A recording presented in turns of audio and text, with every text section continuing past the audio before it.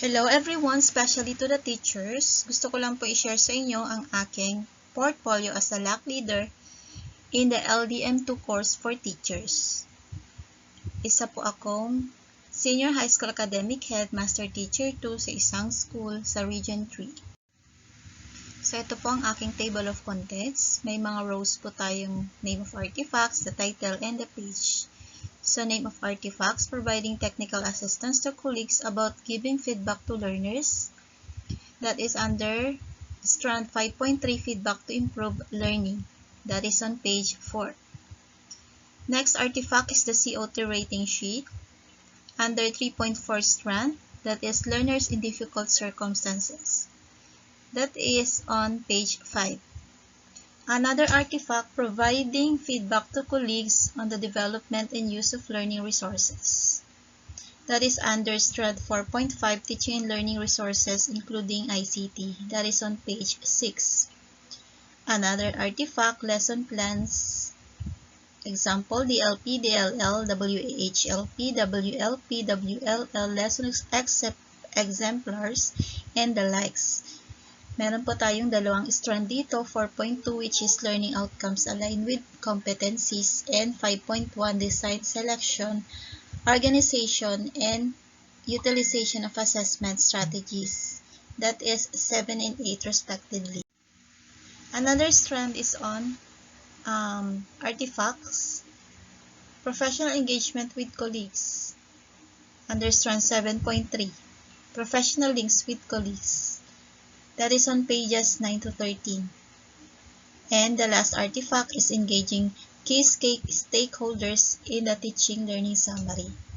There are two strands, 5.4, communicate of learners, needs, progress, and achievement to key stakeholders. That is on page 14. At saka yung isa, 6.2, engagement of parents in the wider school community in educative process. That is on page 15. And of course, meron po tayong reflective summary.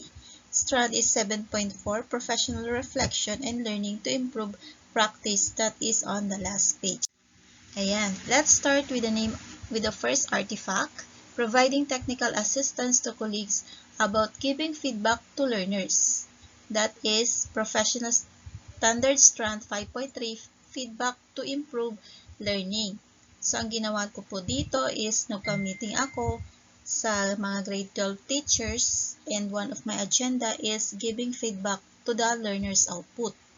Then, ito yung mga strategies that I shared about giving feedback to learners. Number 1, focuses on the quality of the learner's work, product, and or processes, motivates and challenges the learner to further develop their knowledge and skills. Another one, recognizes that which learners has done well and identifies what has been misunderstood or not understood. And another one is focuses on the quality of the work and is specific. So, meron din akong inattach dito na sample po ng isang outcome activity sheet na naglagay po ako ng constructive feedback, yung naka-highlight. Another sample for feedback provided by teachers to the learners. So, ito yung digital feedback sa mga bata. So, since ako ay kasali sa kanilang group chat, na-screenshot ko kung ano yung mga feedback na binibigay ng mga teachers sa kanilang mga learners. Another one, inattach ko din po ang aking coaching form of the PMCF form. Yan po ang the first artifact. Next artifact is the Co2 rating. Under strand 3.4, learners in difficult circumstances. So, ang aking MOB dito ay yung COT na isang teacher. Tapos, pero tayo ditong picture na kino-coach ko sa teacher. And attach is the DLL na ginamit niya sa pagde-demo niya. And another one is the coaching form of the PMCF form. Ayan. Another artifact is the providing feedback to colleagues on the development and use of learning resources. So, pwede kang magbigay ng feedback sa SLMs, activity sheets, etc. ng isang teacher na ginawa niya. So, that is under strand 4.5, teaching and learning resources, including ICT. So as you can see here, yung picture or images na mga kasama sa module or the learning resource na ginawa ni teacher, and in-advise ko siya na gawin yung mga pictures na mas malaki at pag-print niya is colored para makikita agad ng mga bata, maintindihan po nila, hindi yung malabo na dahil black and white. So, mas maganda colored at mas malaki yung picture. So, ayan po yung picture na kino-coach ko po siya. Next artifact is the lesson plan. So, it could be the LP, the LL, WHLP, WLP, lesson exemplars, and the likes. That is strand 4.2, learning outcomes aligned with learning competencies. So, yung image dito is the DLP na ginamit ko sa isang demo teaching and the output na naka-align doon sa competency. So, another strand for this artifact is the 5.1 strand, design, selection, organization, and utilization of assessment strategies. So, makikita nyo rin po dito ang aking DLL. Another DLL na nagpapakita ng design, selection, and organization and utilization of assessment strategies used in video lesson. In the first part of the lesson, interactive resource in the form of the game as motivation and also serve as the pre-assessment. So, gumamit ako dito ng Kahoot.it. After discussion, the game was repeated which serve as the post-assessment. So, ginamit ko ulit si Kahoot.it. And in the performance task, there are 3 different group activity which will be accomplished individually. The groupings was given to cater different learners. Groupings was assigned to them prior to the start of the lesson. Yung 3 activities na ginawa ko dito is mamimili lang si learner. Mamimili lang si learner ng kung ano yung gusto nilang, kung alin ang kaya nilang sagutan. Yan po. Next artifact, professional engagement with colleagues. That is under 7.3, professional links with colleagues. So, yung nandito is the pictures of or MOBs ng aming online synchronous LAC sessions with the senior high school department on September 10, 15, 18, and 25, 2020. Ito yung nag-LAC session kami tungkol sa LDM2. So, ito po yung proof. Another MOBs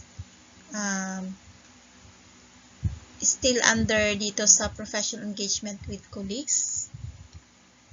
So, ito yung mga LDM-related LAC chats. Ayan. Ayan, yung mga conversation namin. O yung mga tanong sila, as a LAC leader, sinasagot ko naman.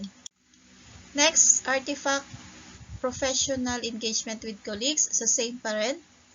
So, yung pictures na makikita nyo dito ay yung in-service trainings na kinandak namin noong March 15 to 19, 2021. Ito yung first 3 days namin kasi 5-day training to. First 3 days was conducted face-to-face following the IATF protocol since pinayagan naman kami ng aming division na mag-conduct ng inset sa school. And then, kaya lang may lumabas na memo na galing sa regional director mandating everyone to conduct activities virtually. So, that's why ginanap si 2 days, Thursday, Friday, online. Ito yung ibang pictures na inattach ko para sa professional links and colleagues, with colleagues. Okay, the same pa rin. Ito naman is a picture of face-to-face faculty meeting presided by me and the other academic head. So, ito yung noong February 11, 2021.